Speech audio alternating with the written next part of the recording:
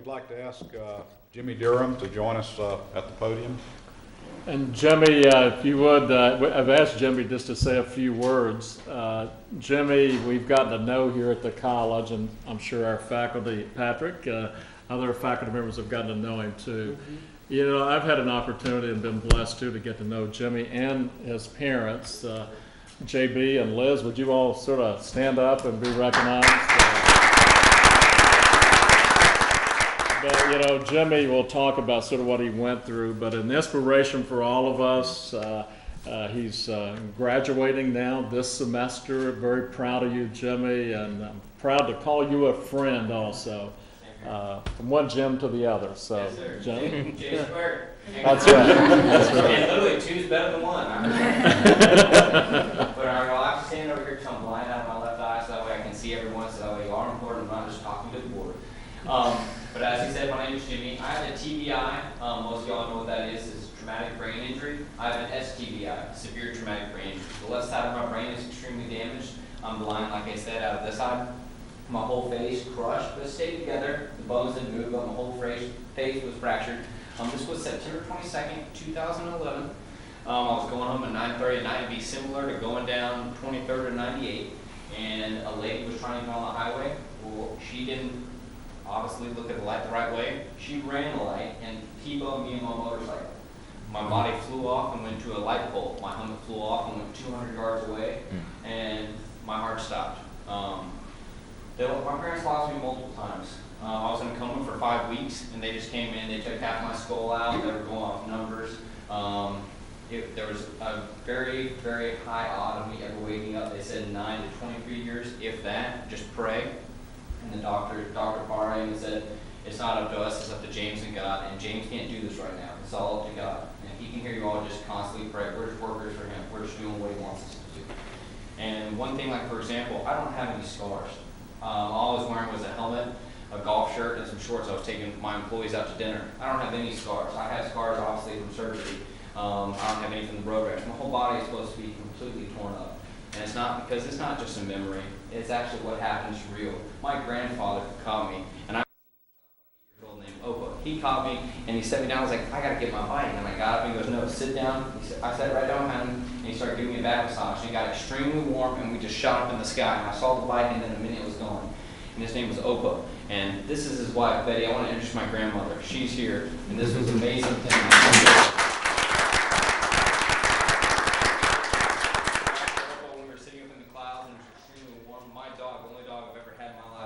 English Springer Spaniel came up next to me, and I was like, Bull, what are you doing here? No way. He was wagging his tail. I pet him. And then my buddy Bryson, who died from motocross in high school, I was like, Bryson, what are you doing with my dog? He's like, this is my dog now. We love him. And Bike's killed me. I won't let him kill you. It's not your time to go yet. Please tell your family and my family that I love y'all and watch y'all every single day. And then Opa, my grandfather, said the same thing. He goes, tell Betty I love her and our whole entire family. I can't wait to see y'all. And then my dad's great-grandfather, Pops, pulled up in a Chevy C10 truck. And I haven't seen him since I was 10 years old. And I was like, no way. He goes, it's not your time, James. Get in here and I'll drive you home. And immediately I was like, if my dad sees me driving with you, he's going to be so mad. This is not going to work. And then his wife, Grandma, my dad's grandmother, these are my great-grandparents, came up with her famous chocolate cake. And she goes, eat this and it'll bring you back. It's not your time to go yet. And then she brought out a car, and I haven't seen since I was literally 4 years old. It was about this big. It was a Ghostbusters car. She goes, play with this. When the time is right, you'll come back. It's not your time yet. And like I said, I was gone for about 5 weeks. My parents lost me multiple times. I was up to a machine. And then on October 26th, my room was the ER room. I had 12 surgeries. The rule was you can be in there, you can't fall asleep, you can't be on the phone, you have to leave. And my parents, obviously my brother and sister aren't here today. They couldn't make it. But we all have a supporting, beautiful family, and I just want y'all not only to meet my parents, I'm speaking of my brother and sister as well, they never left. They slept in the emergency room with me. When I ran, they came and combed my hair. We love you. We're so sorry. They would comb my hair. My sister would grab my hand and goes, I want to let you know how much I love you.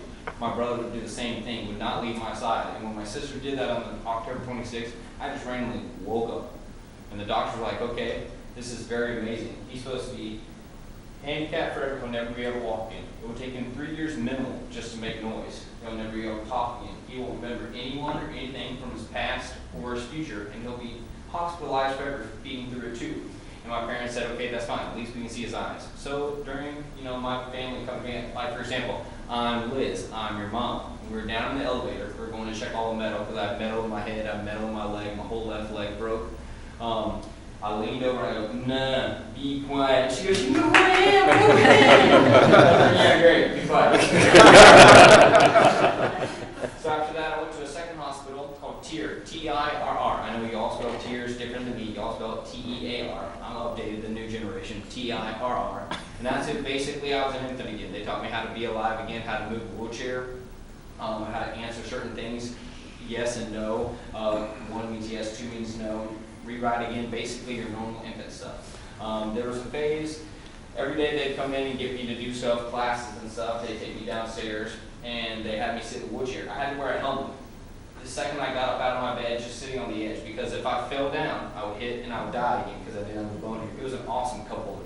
I could lean like this. You could put a cup right there, put a controller. It worked out very well. My dad was like, "You're coming home." Yeah, football. Put some popcorn in there. Brain's not heating up with this popcorn. The left side is up and warm. But after that, they came in for one day. Obviously, my brain, not the whole thing, just the right side. I was thinking, oh, I'm not doing this, but I couldn't talk yet, so I'd be saying, no. I could think different than I could act. And they would tell me, okay, you need to get a wheelchair, you're going down. They had me sitting there. I was like, no, obviously I wasn't saying like that, but I was saying I was talking to myself all the time. I was saying, no, I'm not going to do that. I've got a life to live. So they basically, when I was 22, they taught me how to walk again. They put me on the stroller for the first time, and I took 2 steps and then sat down. And I continued to do that because that wasn't one of the plans. I'm not supposed to walk. I'm not trying to tell them. I'm not trying to win the award or brag like, yeah, look what I've been through. I'm just trying to tell you all the truth about not only how beautiful life is, but we all have something in our life worth more than money and shines brighter than any diamond, and that's our beautiful supporting family, and they're always by our side, same with God. And that's one thing I learned from my wreck.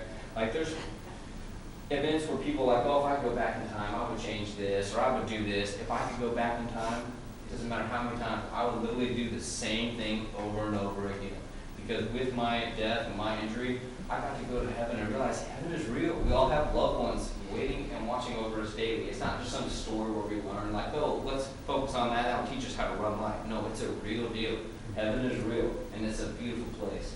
And like I said, TBI stands for traumatic brain injury. Mine is severe traumatic brain injury, but I renamed it. It stands for seriously this beautiful injury because it makes us better people. And I'm not saying y'all need to go get a TBI. I'm not saying that at all. We're all beautiful people with a spectacular life to live. And I also want to thank, not only this is my second year at Gulf Coast, but I went to therapy.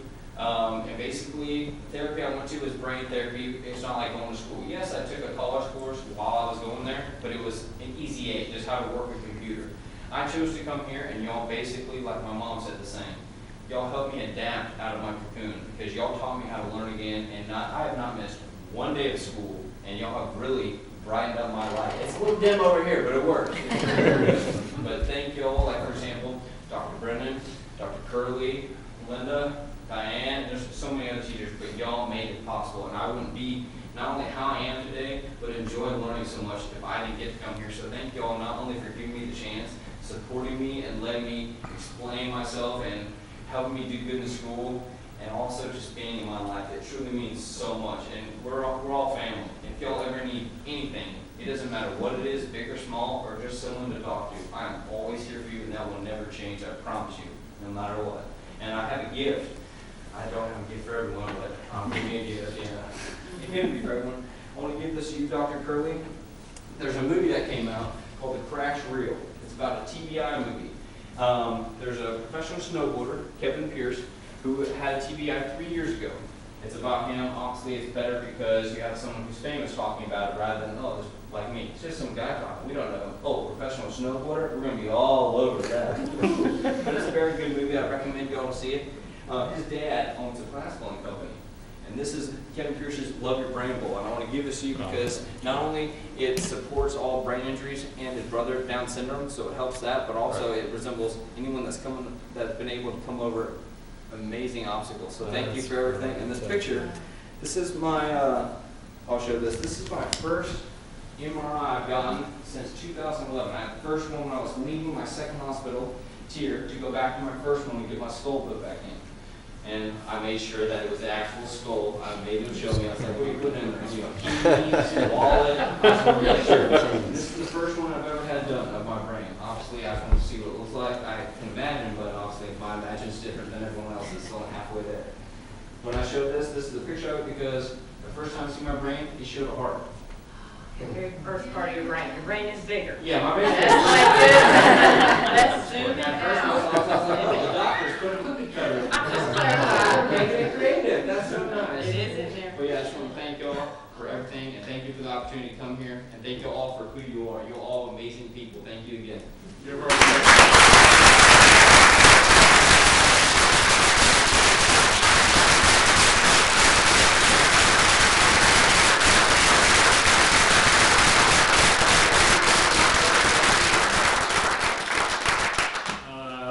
Mr. Chair, I could maybe hand it over to you, but this young gentleman is, after 2 years, he went through all that, came to Gulf Coast.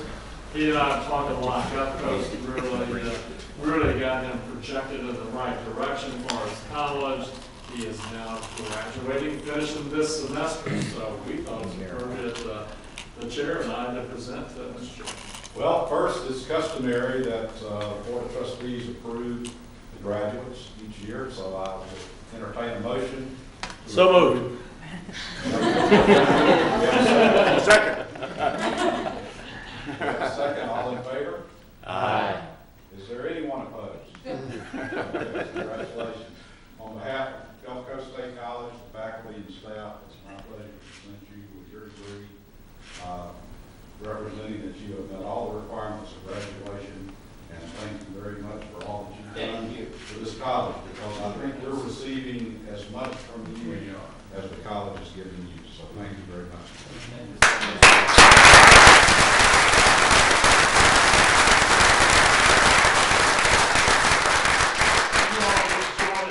JB, Liz, why don't you just join us? And your family. Grammy, come on. Yeah, come on. James was born, my mother and father gave prepaid tuition. So for us to be able to come here after therapy and kind of regroup, it not only made it possible for him to come to Gulf Coast, but it let us stay here and it'd be a great stair-step place for him as well. So we are a family. I think I know you. And I didn't. I've seen you before. Yeah, this were generations, both of these, husband and wife went to Gulf Coast, right? Yeah.